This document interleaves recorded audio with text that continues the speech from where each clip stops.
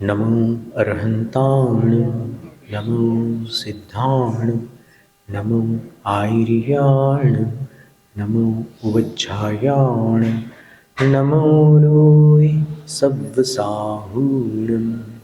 ईसु पंच नमो यारो सव्वभावपणासनो मंगलाणं च सव्वेसिं पडवं हवै मंगलं चत्तारि मंगलम् अरहन्त मंगलं सिद्ध मंगलं साहु मंगलं केवलीपण्णतो धम्मो मंगलं चत्तारि लोकोत्तमा अरहन्त लोकोत्तमा सिद्ध लोकोत्तमा साहु लोकोत्तमा केवलीपण्णतो धम्मो लोकोत्तमा चत्तारि शरणं पव्वज्जामि अरहन्त शरणं पव्वज्जामि सिद्ध शरणं पव्वज्जामि साहु शरणं पव्वज्जामि केवलीपण्णतो धम्मो शरणं पव्वज्जामि। जम्बू द्वीप के भरत क्षेत्र संबंधी भारत देश में हुंडावसर्पणी काल में आर्यखंड संबंधी 24 तीर्थंकर हुए हैं, जिनमें प्रथम तीर्थंकर भगवान वृषभदेव को आदि लेकर अंतिम तीर्थंकर भगवान महावीर स्वामी पर्यंत सभी धर्म तीर्थ शासन नायक जिन राजों को विनम्र प्रणाम। 3 लोक और 3 काल के पंच परम गुरु स्वरूप पंच परमेष्ठी भगवंत अरहंत सिद्ध आचार्य उपाध्याय सर्व साधुओं को भक्तिपूर्वक नमस्कार। द्वादशांग श्रुत स्वरूपा चतुर्दशांग बाह्य श्रुत स्वरूपा भगवती जिनवाणी सरस्वती देवी माता को भावपूर्ण वंदन। पूर्व शताब्दी के परम श्रद्धेय ज्ञानी ध्यानी तपस्वी धर्म धुरंधराचार्य चारित्र चक्रवर्ती शांति सागर मुनिराज को बारंबार नमन। दीक्षा शिक्षा गुरु आचार्य विद्यासागर महाराज को नमस्ते।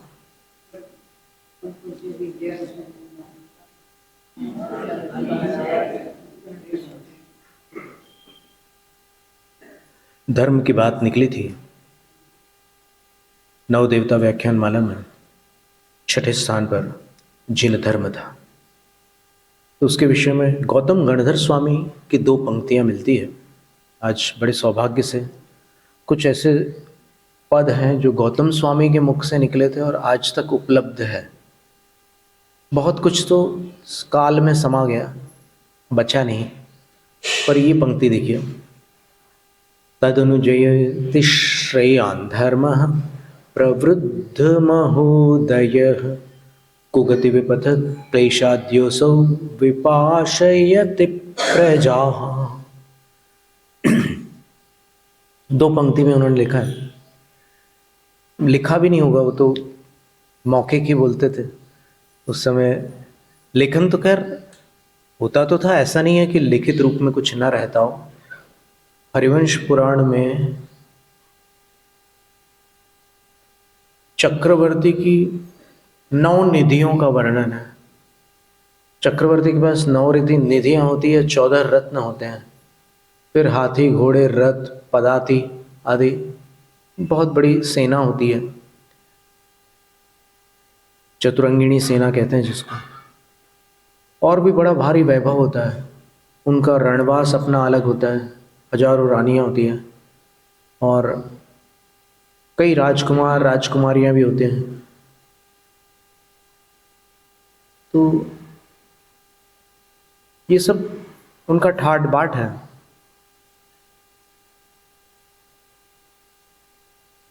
पर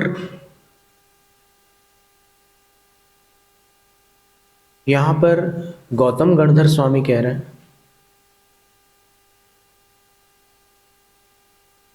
कि धर्म जयति सर्वोत्कर्षेण वर्तते, संसार के सारे वैभव से ऊपर एक धर्म का अलग ही ठाठ है, वो निराला है, श्रेयान, वो कल्याणकारी है। कल्याण एक ऐसा शब्द है जिसका मर्म जानने वाले सम्यक दृष्टि बन जाते हैं।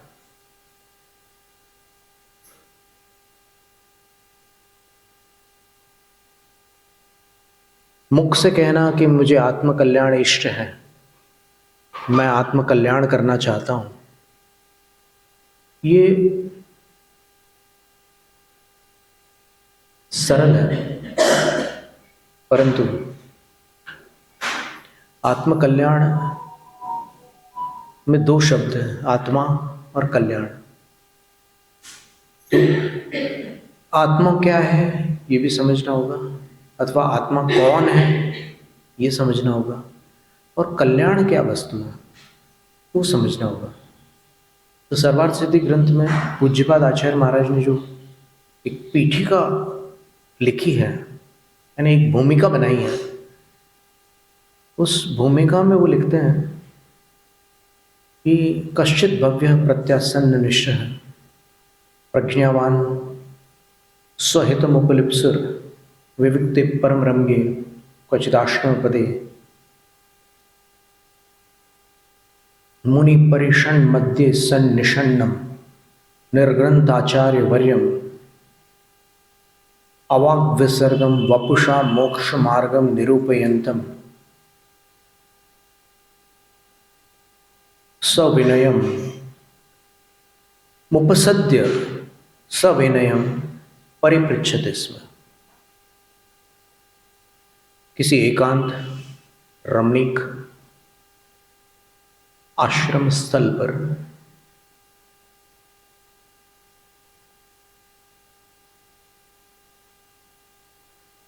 मुनियों के समूह के मध्य में विराजमान और प्रशस्त मुद्रा में अवस्थित एक निर्ग्रंथ आचार्य वर्य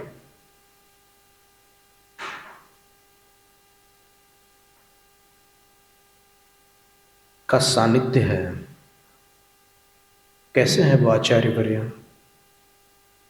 अवाग विसर्ग, मौन है। और कैसे है? आर्य निषेव्यम, गुणीजनों के द्वारा सेवित है। और कैसे हैं? बोले वपुषा मोक्ष मार्गम निरूपयन्तम, अपनी छवि से मोक्ष मार्ग बतला रहे हैं। उनको उपसद्य, निकटतः प्राप्त होकर वह भव्य जीव जो प्रत्यासन्न निष्ठ, जिसका संसार भ्रमण समाप्ति की ओर है, जो विवेक बुद्धि से संपन्न प्रज्ञावान है, स्वहितम उपलिप्सु, आत्मकल्याण प्राप्त करने का इच्छुक है। अब देखिए आत्मकल्याण शब्द का अर्थ क्या है वो बता रहे हैं। तो आत्मकल्याण की प्राप्ति का इच्छुक है, वह सविनयम, विनय सहित। अब वो विनय की जो विधियां हैं, वाचिक विनय, कायिक विनय और मानसिक विनय, सब प्रकार के विनय करके पृच्छते स्म। उस भव्य ने एक प्रश्न पूछ लिया गुरुवर से, भगवान, देखो अपन पंच परमेष्ठी को भगवान कहते हैं, एक वो परमात्मा जो है वो भी भगवान है, पर यहाँ पर जो परमात्मा नहीं है वो परमेष्ठी भी भगवान है। हे भगवान, आचार्य से कह रहे हैं। कौन कह रहा है? श्रावक। किन्नु खलु आत्मनि हितं स्यादिति, कम शब्दों में प्रश्न पूछ लेते हैं कि हे गुरुवर, हे भगवान, वास्तव में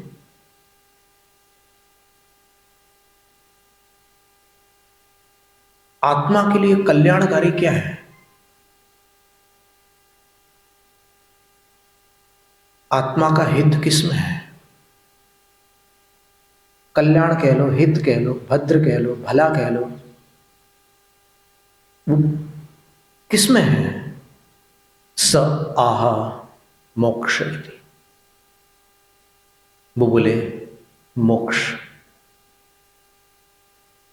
तो आत्मकल्याण को एक शब्द में मोक्ष कह दिया आचार्य ने। तो फिर वो श्रावक पुनः प्रश्न पूछता है, किन स्वरूपोसो मोक्ष कश्चास्य प्राप्त्युपाय इति। मोक्ष का स्वरूप क्या है और इसकी प्राप्ति का उपाय क्या है? तो फिर आचार्य उत्तर देते हैं, निराकृत सकल कर्म मल कलंकस्यात्मनः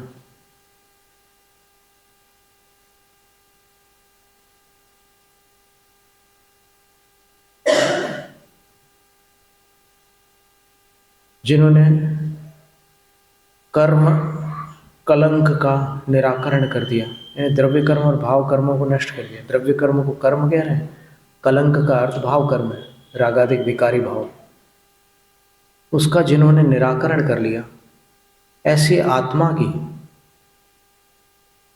जो सर्वोत्कृष्ट सुख से संपन्न यहां से अलग दशा है, उसका नाम मोक्ष है। तो मोक्ष के विषय में विवाद नहीं है। विभिन्न मतों में सब लोग मानते हैं कि मोक्ष में एकदम साफ सुथरा हिसाब हो जाता है, सब प्रपंच छूट जाता है, सारे लफड़े खत्म हो जाते हैं, ये सब लोग मानते हैं मोक्ष में। लेकिन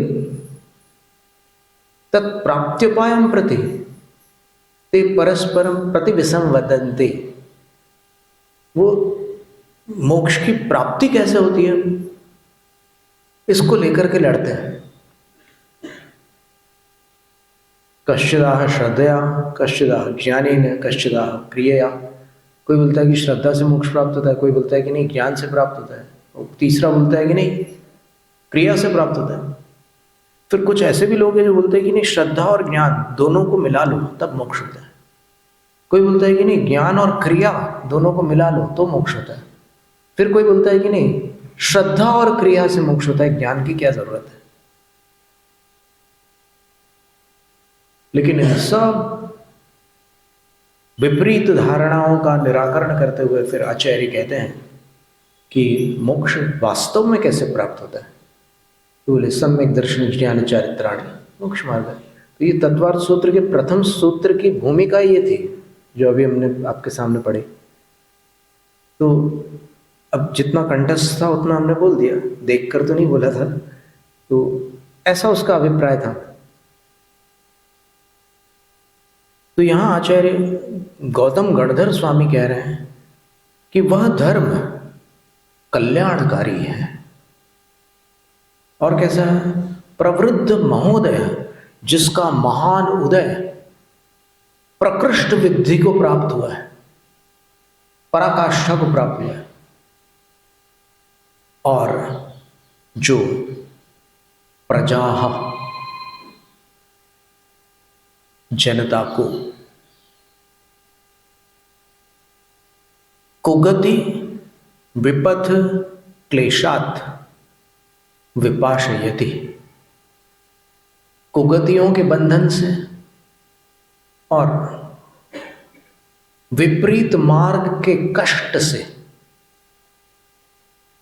विपाशित करता है, अर्थात पाश रहित कर देता है। पाश का अर्थ आप जानते हैं, बंधन, नागपाश, तो वो पाश रहित कर देता है। ऐसा धर्म है।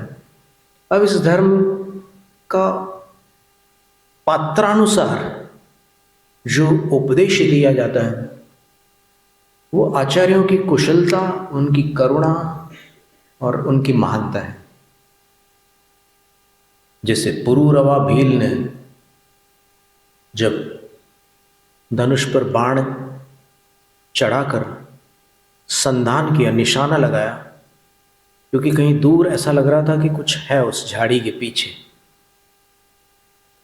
और जैसे ही बाण छोड़ने के लिए प्रत्यंचा को खींचा, कानों तक खींचा और छोड़ने ही वाला था, तो उसकी पत्नी जो थी कालिका, उसने कहा कि रुक जाइए स्वामी, वो शिकार नहीं है, कोई निर्वस्त्र मनुष्य है। तो उन्होंने बाण उन पर नहीं छोड़ा और निकट आकर देखा तो वो दिगंबर मुनि थे, जैन मुनि थे। तो ये जानते नहीं थे कि ये जैन मुनि है, कभी देखा भी नहीं था, क्योंकि ये पुरुरवा भिल्लों का राजा था और वो रानी थी कालिका। तो जैसे ही उनके सामने आते हैं तो वो बहुत सौम्य और सुंदर मुद्रा के धारी थे। संयोग की बात है कि उनको फिर इन्होंने वन देवता समझा कि अरे ये कपड़े वपड़े नहीं पहने, इसका मतलब ये कोई मनुष्य नहीं होंगे, ये कोई वन देवता है, और इतने सुंदर भी लग रहे हैं। तो उन्होंने दोनों ने अपने ढंग से, जो उनकी प्रक्रिया थी उससे, ऐसे हाथ रखा, फिर घुटने टेके, फिर सिर नीचे लगाया, साष्टांग दंडवत किया, सब उनकी भरपूर विनय की। तो उनने आशीर्वाद दिया, धर्म लाभोस्तु, तुम्हें धर्म का लाभ होगा, तुम्हें धर्म की प्राप्ति हो। तो वो भिल्लराज पूछता है धर्म क्या होता है? तो फिर उस समय वो गुरु बोले, मदिरा का, मांस का और मधु का जीवन भर त्याग कर देना, अंतिम श्वास तक इन 3 वस्तुओं का त्याग करना धर्म है। तो उसने कहा कि मैं शपथ पूर्वक इनका त्याग करता हूं। 3 मकार का त्याग कर कर वह भील जब अपनी आयु पूर्ण करता है, वैमानिक देव बनता है, और वहां से आकर प्रथम तीर्थंकर वृषभदेव भगवान के पुत्र भरत चक्रवर्ती का पुत्र मारीच बनता है।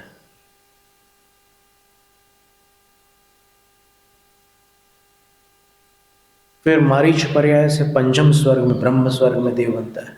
फिर उसके बाद फिर मनुष्य पर्याय, देव मनुष्य, ऐसे करते करते फिर जब कालावधि पूरी हो जाती है, क्या है कि सबको सिर्फ 2000 सागर का समय मिलता है इन पर्यायों में, 30 पर्यायों में आने का।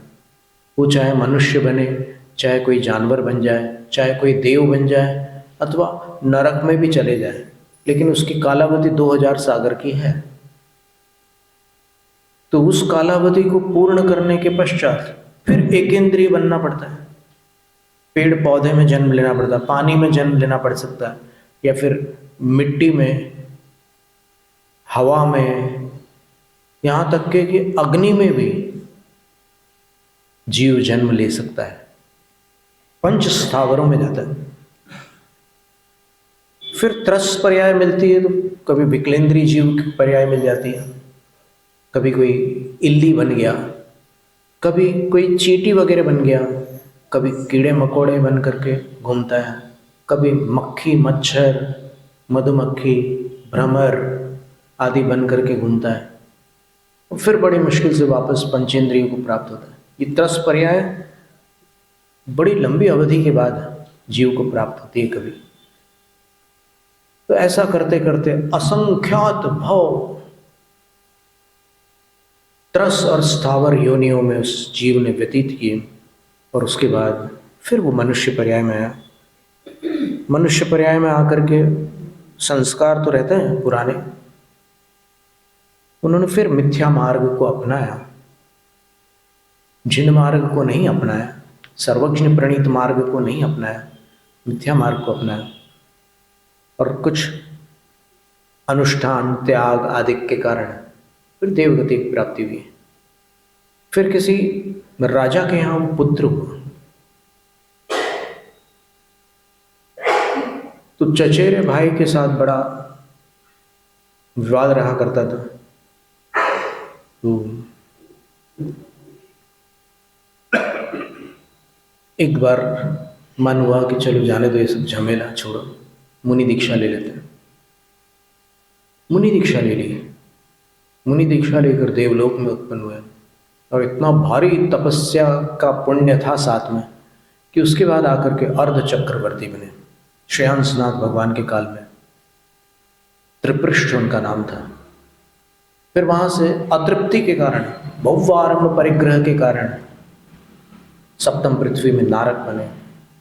फिर नारक बनकर वहां से सिंह बने, सिंह से फिर नरक गए, फिर सिंह बने। और जब हिरण को मारकर खा रहे थे तब श्रीधर केवली के चरण मूल में दो मुनिराजों ने पूछा कि अंतिम तीर्थंकर का जीव इस समय कहाँ क्या कर रहा है। तब उन्होंने बोला कि वो अभी शेर की पर्याय में हिरण को खा रहा है और उसकी काल लब्धि आ चुकी है। यदि उसको अब कोई समझाएगा तो वो सब गलत काम छोड़ देगा और धर्मात्मा बन जाएगा। ये दोनों मुनिराज वहाँ चले जाते हैं और फिर सिंह को उद्बोधन देते हैं। सिंह की आंखों से आंसू गिरते हैं, परिक्रमा लगाता है। और फिर आपने दीपावली के दिन वो आगे का कथानक सुना ही है।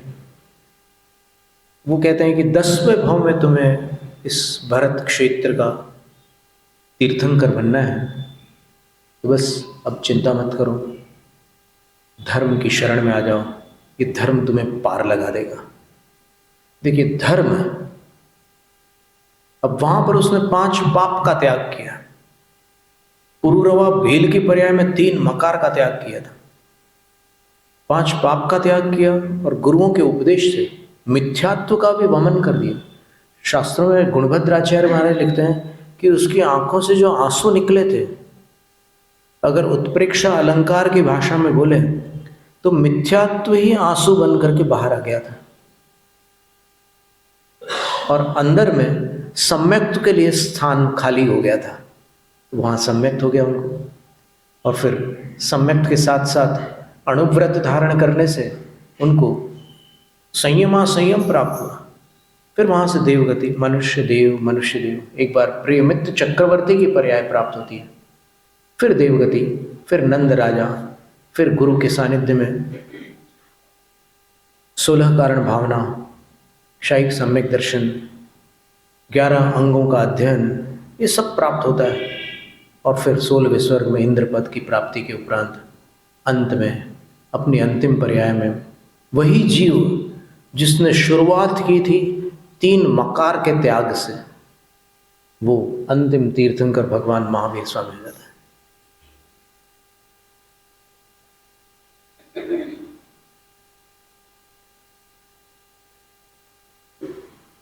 श्रवण बेलगोल में भट्टारक जी महावीर स्वामी के कितने भाव हैं इसकी खोज कर रहे थे। तो बहुत कुछ खोजी तो थे वो, तो कई नाम उन्होंने एकत्रित किए थे। फिर इन्होंने भी, हमारे विद्यार्थी ने भी करीब 33 पर्यायों के नाम उन्होंने संग्रहित किए। तो महावीर स्वामी के जीव का ऐसा पूरा इतिहास है। अंत में वो महावीर स्वामी तीर्थंकर बने और उनके उपदेशों का जो अपने को बचा खुचा अंश मिला है, उसके आधार पर आज अपन थोड़ी सी चर्चा वार्ता कर लेते हैं, थोड़ी बहुत ज्ञान की बातें सुन लेते हैं अथवा अपन उस पर कुछ चर्चा करते हैं। ये धर्म है। तो पात्रानुसार भी धर्म का उपदेश दिया जाता है। आप जगत के सभी प्राणियों को शुद्धात्मा का उपदेश नहीं दे सकते।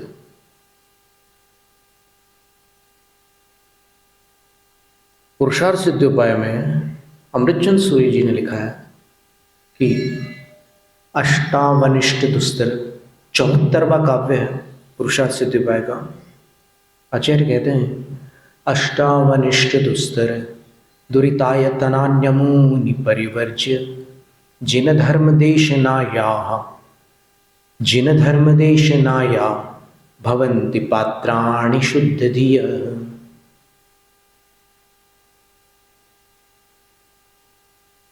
8 अनिष्ट, 8 दुस्तर, 8 पापों के स्थान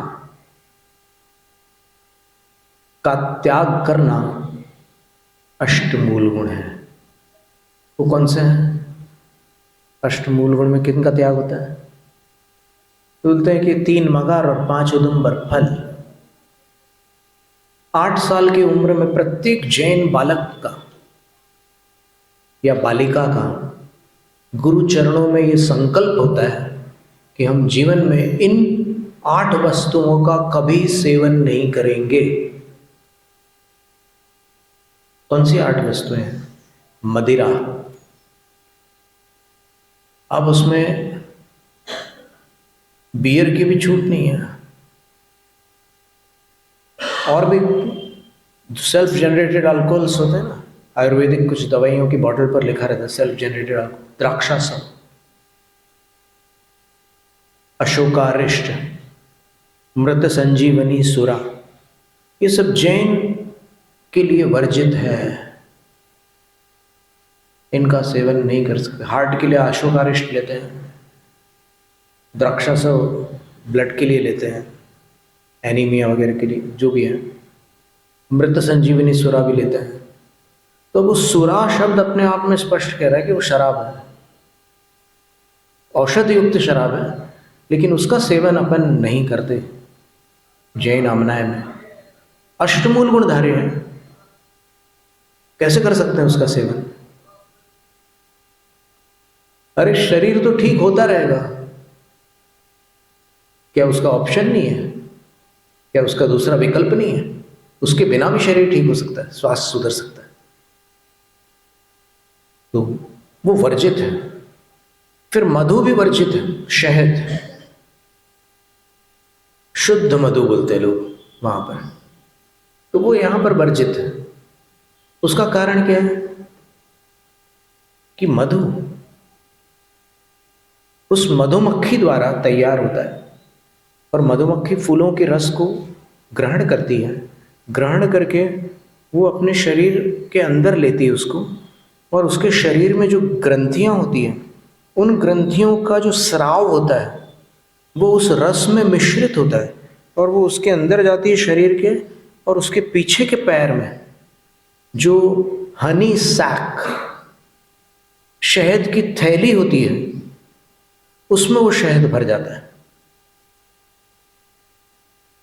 और फिर उस शहद को वो मधुमक्खी अपने छत्ते में इकट्ठा करती है, और छत्ते में जो विकासशील छोटे छोटे जंतु रहते हैं, जीव रहते हैं, वो उस शहद से अपना पालन पोषण करके बड़े होते हैं। तो मधुमक्खी का जो शहद है वो एक विशेष उद्देश्य से बना हुआ है, वो मनुष्य के लिए नहीं बना हुआ है, वो किसी विशेष उद्देश्य से बना हुआ है उन प्राणियों के लिए। मनुष्य तो या तो चुराता है या लूटता है। चुराता कैसे?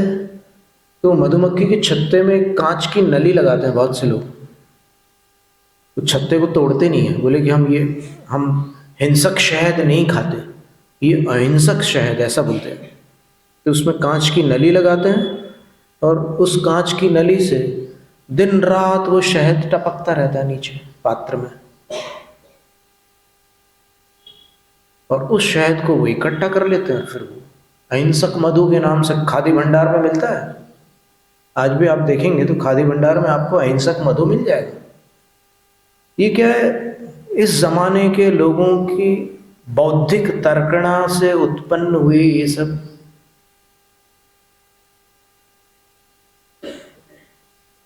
आड़े टेढ़े मार्ग है। अजैन ग्रंथों में एक श्लोक आता है, सप्तग्रामे तु यत् पाप मग्निना भस्मसात् कृते तत्पापं जायते जंतुर मध्वैक बिंदु भक्षणात्। कोई मनुष्य अगर 7 गांवों में आग लगा दे, कितना पाप लगेगा उसको, वहां कितने जानवर मारे जाएंगे, कितने मनुष्य मारे जाएंगे, कितनों के घर नष्ट हो जाएंगे, कितनों की संपत्ति नष्ट हो जाएगी, कितने बच्चे आहत हो जाएंगे, कितनी माताएं बहनें बेघर हो जाएंगी।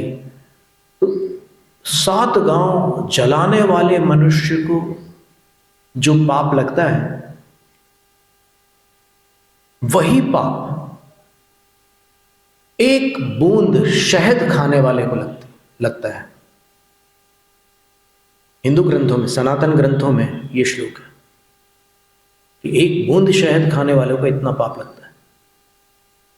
तो जैन परंपरा में जब बच्चे बच्चियां 8 वर्ष के हो जाते हैं तो उनको गुरु चरणों में संकल्प कराया जाता है कि जीवन में कभी मदिरा का सेवन नहीं करेंगे, जीवन में कभी मधु का सेवन नहीं करेंगे। अब फिर चाहे कॉलेज में दोस्त लोग कुछ भी कहें, यार ये सब पुराने जमाने की बातें तू छोड़, चल ये जवानी मौज मस्ती के लिए है और अपन अभी साथ है, बाद में तो सब अलग अलग हो जाएंगे, पढ़ लिख करके सब अपने अपने काम धाम में लग जाएंगे, चल एक बार तो पी ले। फिर वो जिसका मन अस्थिर होता है, चंचल होता है, डामाडोल होता है, उसके पांव लड़खड़ाए जाते हैं। कुछ लोग एक बार पीते हैं तो दूसरी बार पीने का मन होता है उनको, 2-4 बार दोस्त लोग पिला देते हैं, फिर उसको या तो खुद शर्म आती है कि अब कितनी बार दोस्तों से कहें, तो फिर अपने पैसे खर्च करने लग जाता है। काठियावाड़ में एक रेलवे स्टेशन पर चित्र बना हुआ था, उस चित्र बड़ा सुंदर बनाया था किसने, अच्छा तीक्ष्ण बुद्धि मनुष्य रहा होगा जिसने ऐसी कल्पना की थी। उसमें ये सूचित किया था उस चित्र में कि पहले जो मदिरा पीते हैं शुरू में वो ग्लास में पीते हैं, वो लोग, उसकी स्पेशल ग्लास होती है मदिरा की, उसमें पीते हैं। अब कुछ लोग आजकल शौक से वो ग्लास मदिरा ना पीने वाले भी अपने घर में ला करके वैसी ग्लास रखते हैं। ये सारी बातें ध्यान में रखनी होती है। और उसके बाद जब वो बॉटल से पीने लग जाते हैं, उसमें उस चित्र में ये समझाया था कि जब वो बॉटल पीने लग जाते हैं तब बॉटल उनको पी जाती है। कुछ समझ में आया कि नहीं आया? कि जिसने बॉटल पीना चालू कर दिया उसको बॉटल पी जाती है, यानी मिटा के रख देती है उसको। तो ये भी जैन शासन में वर्जित है और महाभारत में भी इसका निषेध है। ब्राह्मणों के लिए तो कठोर निर्देश है कि इसका त्याग किए बिना तुम ब्राह्मण हो ही नहीं सकते। भागवत में और महाभारत में एक श्लोक आता है ब्राह्मणों के लिए, मद्य मांस मधुत्यागी पंचोदुम्बर दूरगः निशाहार परित्यक्त एतत् ब्राह्मण लक्षणम। ये ब्राह्मण की पहचान है कि ब्राह्मण 9 चीजों का त्यागी होता है। कौन सी 9 चीजों का?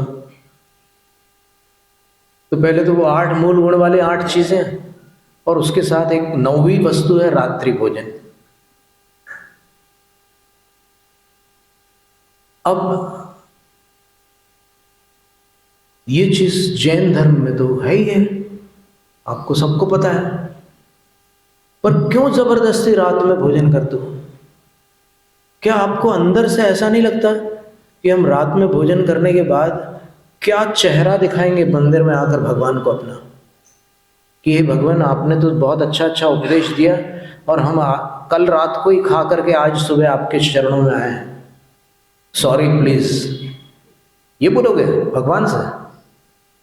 अरे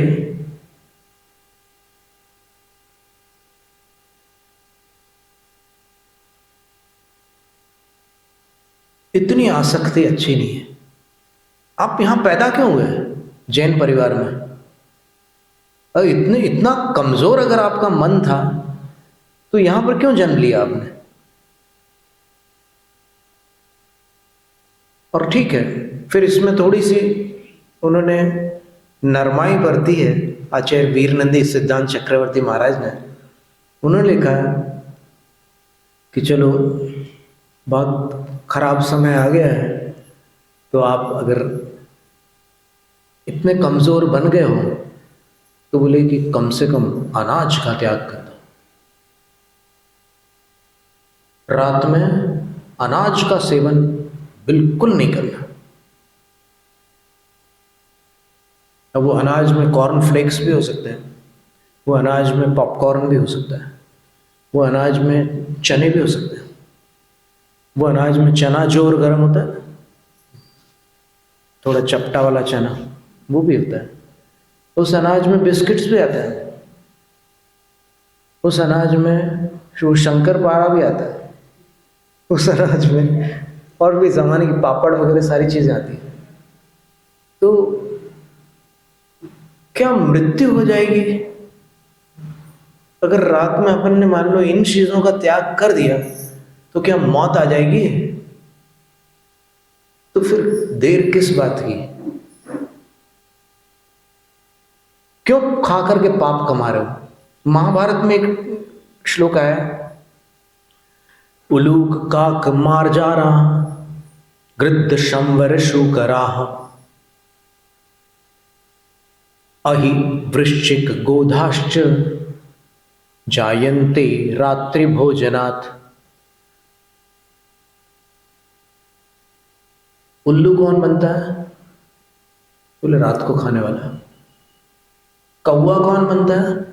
रात को खाने वाला। मार्जार, जिसको मराठी में मांजर बोलते हैं, बिल्ली कौन बनता है? रात को खाने वाला। गिद्ध पक्षी कौन बनता है? रात को खाने वाले।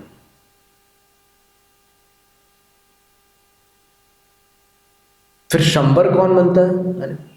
जंगलों में रहने वाले जो भील वगैरह हैं, किसको वहां की पर्याय प्राप्त होती है? बोले यहां जिनको अच्छी पर्याय थी रात में खाते थे। सुकर कौन बनता है, जिसको आप लोग यहां पर क्या बोलते हैं? डुक्कर कौन बनता है? जयंत रात्रि भोजन, आदमी रात्रि भोजन के कारण बनते हैं। और अही सांप कौन बनता है? रात को खाने वाला। वृश्चिक बिच्छू कौन बनता है? रात को खाने वाला। गोधाश्च, गोधा का अर्थ जानते हो ना? वो शिवाजी और तानाजी की कथा में आता है ना, घोरपड़, ऐसे उसने फेंका और फिर उसने पकड़ लिया और उसको रस्सी से चढ़ गए ऊपर किले पे। कौन बनता है? रात को खाने वाला है। अब किसी को जो पर्याय पसंद हो वो उसका निदान बंद कर ले।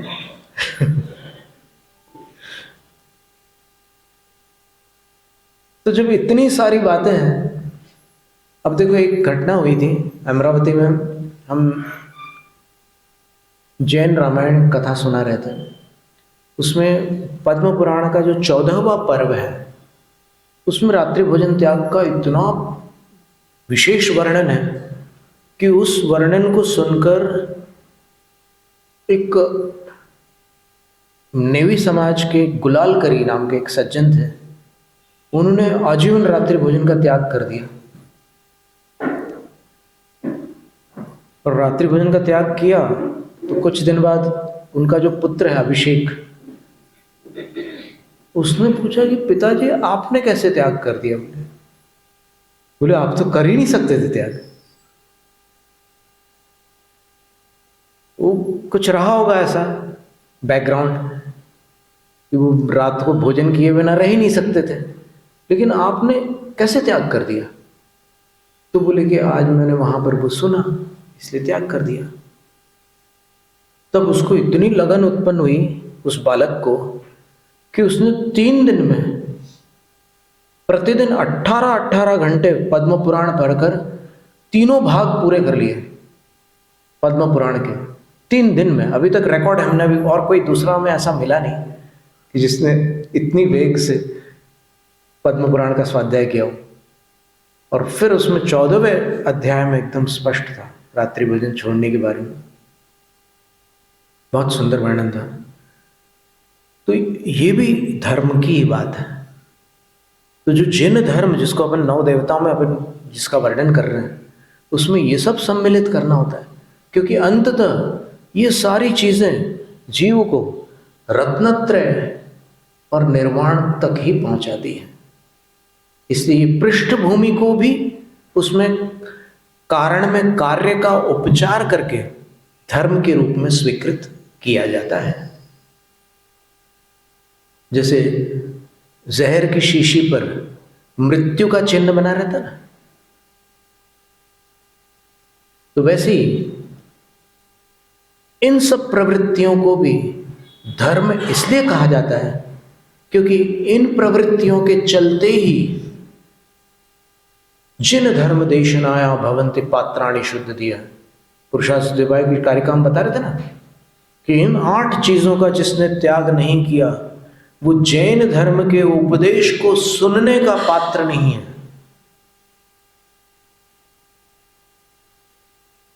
कितनी बड़ी बात कह दी। तो क्या आप सबको जैन धर्म के अनमोल मोती बांटते रहोगे? नहीं, पात्रता देखनी होगी। हर किसी के हाथ में नहीं दी जाती इतनी मूल्यवान वस्तु, बल्कि अनमोल वस्तु है धर्म। तो उसके अंदर उतनी पात्रता हो तो फिर आप दे सकते हैं।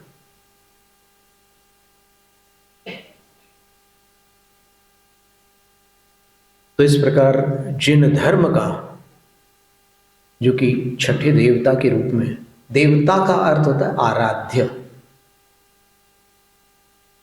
तो वो 9 देवताओं में छठे देवता धर्म है। और 7वें कौन है? जिनागम।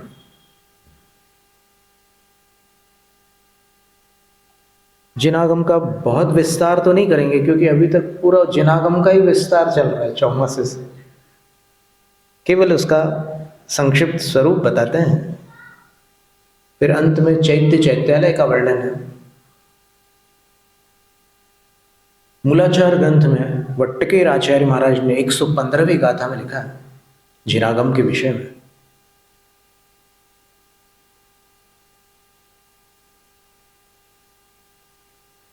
जम्मा लीना जीवा तरंति संसार सायरमणंतम तंसव्व जीव शरणम नंद उजिण सासनम स्वीरम। क्या सुंदर कथा है। जिसका सहारा पाकर संसारी प्राणी, जगत के जीव अनंत संसार सागर को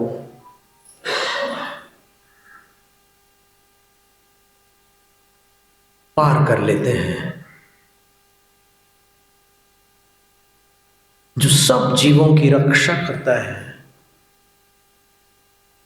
ऐसा जिन शासन यानी जिनागम चिरकाल तक समृद्ध रहे, ऐसी भावना की है। विशेषण देखिए आप, जिसका सहारा पाकर संसारी जीव अनंत संसार सागर को पार कर जाते हैं। कितनी बड़ी बात है।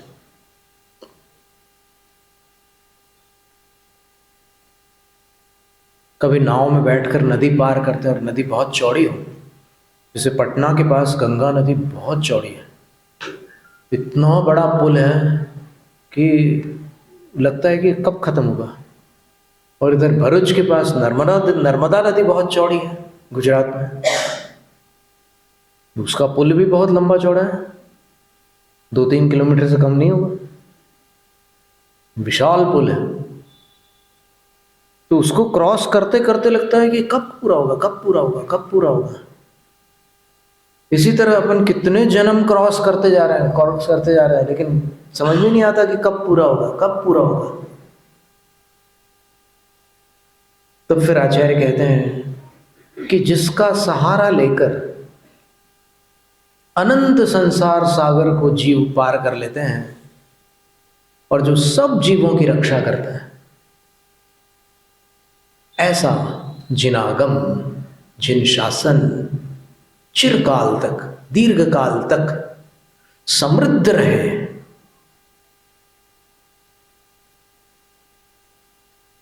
बहुत ही सुंदर बात है।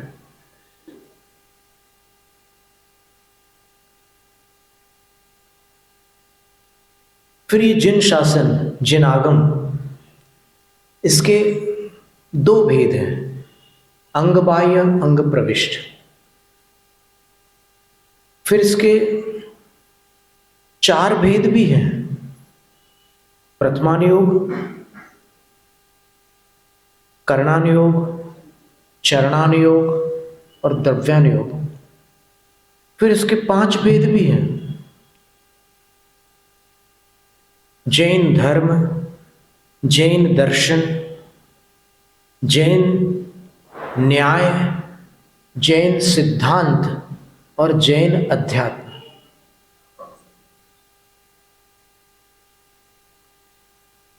तो इन सभी को लेकर हमने एक छोटा सा लेख लिखा है, अलग अलग शास्त्रों से संग्रह करके चार अनुयोगों के जो स्वरूप बताए आचार्यों ने, उसको हमने उसमें संग्रहित किया है। तो सुव्यवस्थित हो जाए तो फिर आप लोग उसका पठन कर सकते हैं, आगम के ही वचन है। तो इस तरह ये जिनागम जीव को संसार से पार लगाता है और दुराग्रह जीव को संसार में फंसा देता है।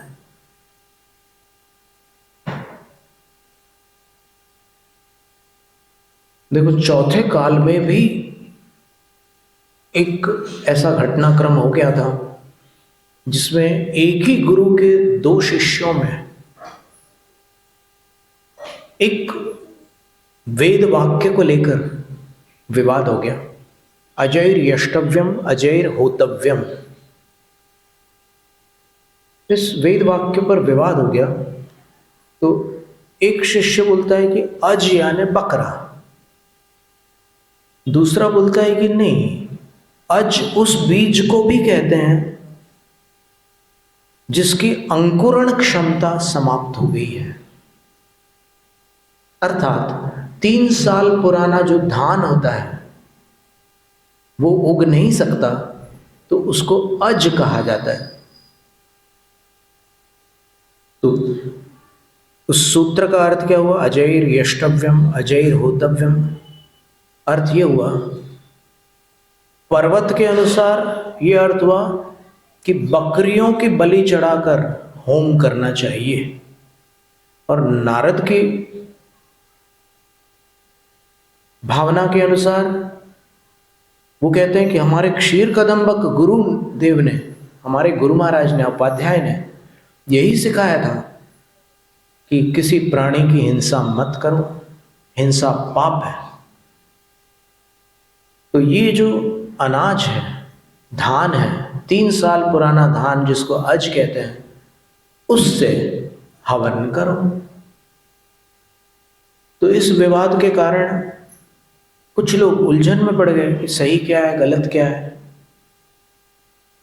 तो फिर एक जन ने निर्णय किया कि हाँ, इनके कोई सहपाठी हो, क्योंकि इनके गुरु तो सन्यासी हो गए, चले गए, लेकिन इनके कोई सहपाठी हो तो उनसे पूछ लेंगे कि गुरु ने वास्तव में क्या शिक्षा दी थी। उन्होंने बकरा कहा था या 3 साल पुराना धान कहा था।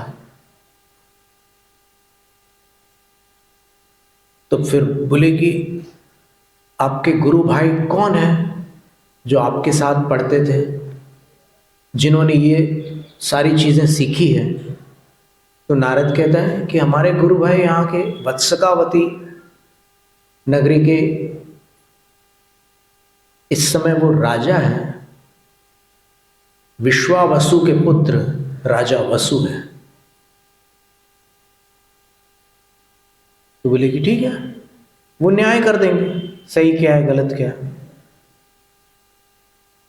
तो पर्वत ने जाकर के अपनी माँ से कहा, जो गुरु माता थी, पर्वत के पिता तो गुरु थे, गुरु माँ से पर्वत ने अपनी माँ से कहा कि माँ ऐसी ऐसी परिस्थिति बन गई है, आप मुझे बचा लो। क्योंकि राजा वसु तो वही बताएगा जो पिताजी ने बताया था, और मैंने जो बताया मैं जानता हूँ कि मैंने सही नहीं किया, लेकिन अब मैंने जो किया सो किया, क्या करूँ। तब माँ कहती है कि तुम्हें ऐसा नहीं करना था। बोले अब नहीं करना था तो वो छोड़ो बात, अब क्या आगे। तो माँ जो थी वहाँ जाती है राजा के पास। राजा गुरु माता का भव्य सत्कार करता है और कहता है कि आदेश दीजिए। तो बोले कि नारद और पर्वत में एक विवाद हो गया है, तो एक सभा तुम्हारे सानिध्य में होगी, जहां नारद अपना पक्ष रखेगा, पर्वत अपना पक्ष रखेगा, और तुम्हें न्यायाधीश बनाया जाएगा कि सत्य क्या है। और तुम्हारी बड़ी प्रसिद्धि है, तुम्हें सत्यवादी के रूप में सब लोग पूछते हैं। तुम पर्वत का पक्ष लेना, यही गुरु दक्षिणा है। तो राजा वसु बोलता है कि गुरु माता, यदि पर्वत का पक्ष असत्य हुआ तो वो माँ कहती है कि तो पर्वत की, और आपने अगर ये स्पष्ट कर दिया कि पर्वत असत्य है और फिर नारद सत्य है, तो फिर पर्वत की पराजय को मेरी मृत्यु समझना।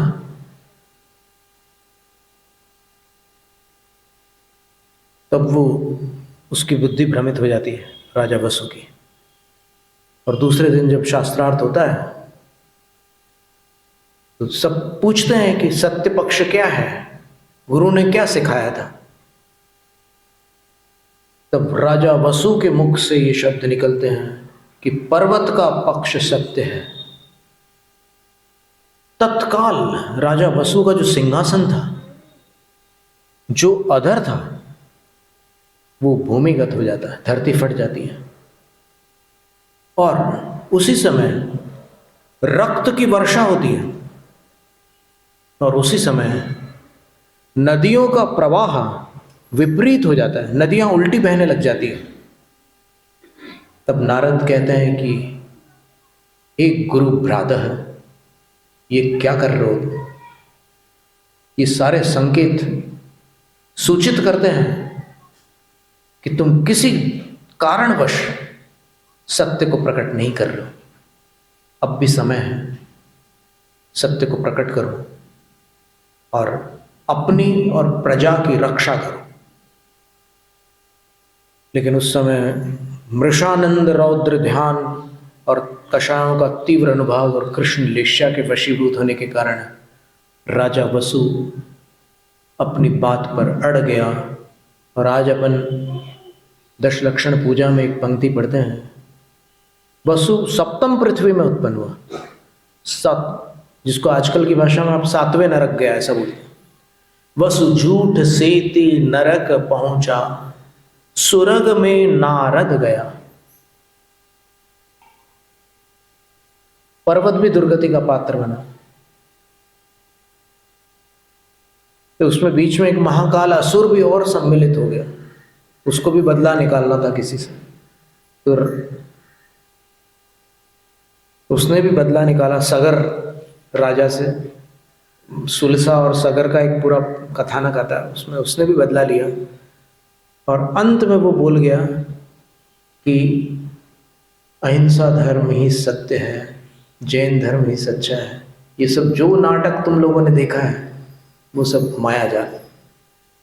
लेकिन क्या था कि जो लोग उस माया जाल से भ्रमित हो गए थे उन्होंने उस परंपरा को नहीं छोड़ा, और न छोड़ने के कारण आज तुलजापुर में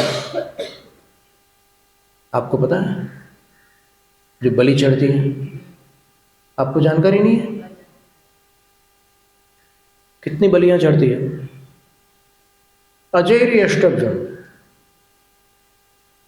बकरों से हवन करना चाहिए, यज्ञ करना चाहिए, उनकी बलि चढ़नी चाहिए। और भी कितने स्थान हैं। तो ये मूल पद्धति नहीं है। तो जिन वाणी को जिसने पकड़ लिया, जिनागम की शरण को प्राप्त कर ली, वो संसार से पार हो जाता है। और जिसने आगम को छोड़कर आग्रह को पकड़ लिया वो डूब जाता है। जैनम जयतु शास्त्र। शास्त्र पठन में मेरे द्वारा यदि जो कहीं कहीं प्रमाद से कुछ अर्थ वाक्य पद मात्रा छूट गई, सरस्वती मेरी उस त्रुटि को कृपया क्षमा करें और मुझे कैवल्य धाम में मां विलंब धरे। वंचित फलदात्री चिंतामणि सदृश मात तेरा, वंदन करने वाले मुझको मिले पता मेरा। समाधि विशुद्ध भावना आत्म सिद्धि मुझको मिले और मैं पा जाऊं मोक्ष महासुख।